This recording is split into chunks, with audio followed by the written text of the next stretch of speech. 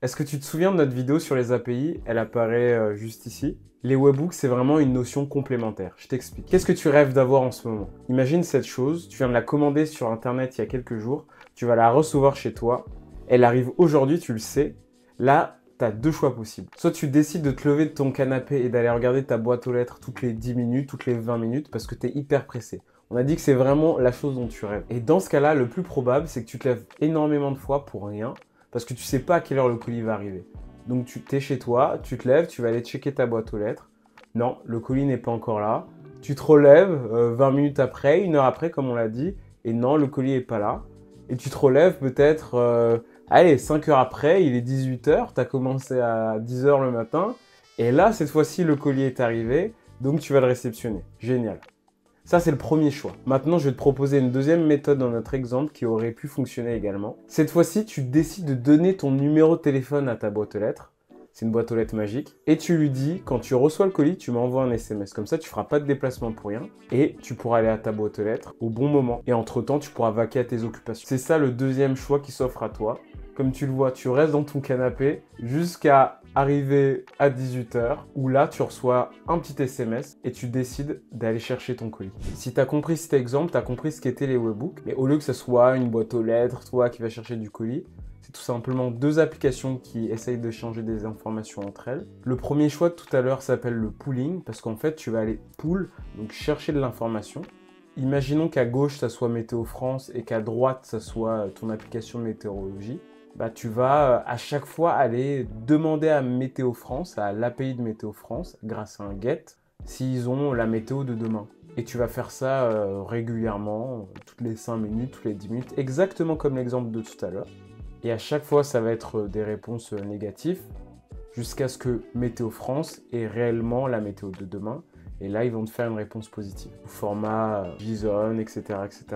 Encore une fois, je t'invite à regarder la vidéo sur les API si tu ne comprends pas encore ces concepts.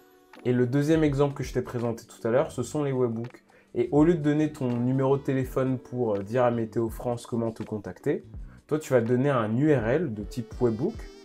Et une fois que Météo France aura la météo de demain, là, son système ira directement faire une requête POST à cette URL que tu viens de lui donner pour te prévenir que la météo de demain est sortie. Trêve de bavardage, je te propose une démo, c'est parti. Donc pour notre exemple, on va utiliser un service qui s'appelle Bannerbeer. Bannerbeer te permet de créer automatiquement des images. Donc toi, tu vas créer une template et en utilisant l'API de Bannerbeer, tu pourras customiser les éléments de cette template pour générer des images. Donc comme tu le vois ici, le titre a été customisé, l'image latérale a été customisée, etc. Et donc ça permet, en l'intégrant à d'autres services, de créer des images comme ça à la volée. Tu peux intégrer Bannerbeer à plein d'autres services différents. Alors j'ai pas de lien d'affiliation, etc. J'utilise juste ces services parce que c'est pratique pour notre exemple. Donc nous, on va aller tout simplement chercher une nouvelle template. Donc on va dire qu'on prend celle-là, là. Ça me paraît pas mal. Hop, donc je la crée. Donc tu vois, ici, ça c'est la template qui sera générée. Je vais aller tout en bas dans API console.